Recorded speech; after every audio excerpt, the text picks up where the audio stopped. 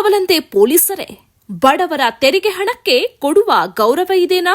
ಬಡವರ ತೆರಿಗೆ ಹಣದಿಂದ ನಿರ್ಮಾಣವಾದ ಪೊಲೀಸ್ ವಸತಿ ಗೃಹ ಖಾಲಿ ಖಾಲಿ. ಭೂತ ಬಂಗಲೆಯಂತಾಗಿರುವ ಪೊಲೀಸ್ ವಸತಿ ಗೃಹಗಳು. ಮೂಢಾಚಾರ ಮತ್ತು ಕಂದಾಚಾರವನ್ನು ಧಿಕ್ಕರಿಸಬೇಕಾದ ಪೊಲೀಸ್ ಇಲಾಖೆಯಲ್ಲಿ ಇದೆಂತಹ ಅನಾಚಾರ? ಕುಡಿಯುವ ನೀರು, ದೀಪದ ವ್ಯವಸ್ಥೆ, ಎಲ್ಲಾ ರೀತಿಯ ಮೂಲಭೂತ ಸೌಲಭ್ಯಗಳಿದ್ರೂ ಕ್ವಾರ್ಟರ್ಸ್ಗಳಲ್ಲಿ ವಾಸ ಮಾಡಲು ಪೊಲೀಸರೇ ಹಿಂಜರಿಯುತ್ತಿರುವ ಘಟನೆ ನಂಜನಗೂಡು ತಾಲೂಕು ದೊಡ್ಡ ಕವಲಂದಿಯಲ್ಲಿ ನಡೆದಿದೆ.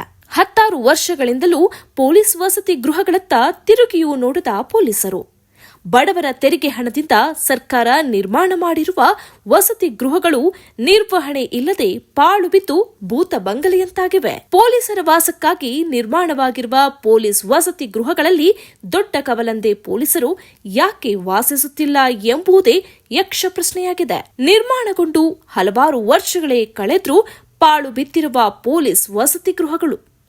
ಸುಮಾರು 25 ಕುಟುಂಬಗಳು ವಾಸಿಸುವಂತಹ ಸುಸಜ್ಜಿತ ಪೊಲೀಸ್ ವಸತಿ ಗೃಹಗಳು ಬಡವರಿಗೆ ಸೂರಿಲ್ಲದೆ ಪರಿತಪಿಸುತ್ತಿರುವ ಸಂದರ್ಭದಲ್ಲಿ ಸುಸಜ್ಜಿತ ಕಟ್ಟಡವನ್ನು ತಿರಸ್ಕಾರ ಮಾಡಿರುವ ದೊಡ್ಡ ಕೌಲಂದೆ ಪೊಲೀಸರು.